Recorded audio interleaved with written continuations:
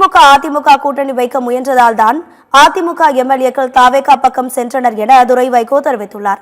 திருச்சி தொகுதி எம்பியும் அதிமுக முதன்மை செயலாளருமான துரை வைகோ திருச்சி விமான நிலையத்தில் செய்தியாளர்களை சந்தித்தார். அப்போது பேசிய அவர், சட்டப்பேரவை தேர்தலில் தொகுதிக்கு 20 கோடி வரை செலவு செய்தும் திமுக தோற்றுவிட்டது என விமர்சித்தார்.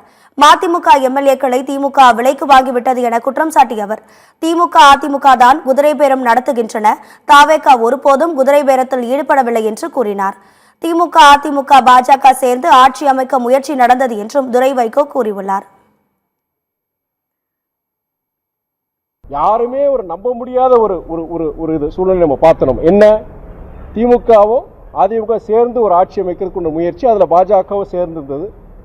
இப்படிப்பட்ட ஒரு முயற்சி பார்க்கும்போது அது திமுக தோழரும் ஏற்றுக்கல, அதிமுக தோழரும் ஏற்றுக்கல. இன்னைக்கு இன்னைக்கு பல சட்டமன்ற உறுப்பினர்கள் ராஜினாமா பண்றதுக்கு முக்கிய காரணம், முதல் காரணம் திமுகவோட ஒரு ரகசிய கூட்டணி.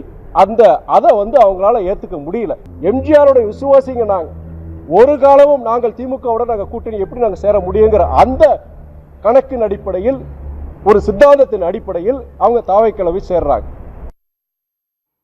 இதனைத் தொடர்ந்து பேசிய அவர், தில்லு தைரியம் இருந்தால் திமுக தலைமை இன்றே அறிவிக்கட்டும், நான் எம்பி பதவியை ராஜினாமா செய்ய தயார் என்றும் சவால் விடுத்தார்.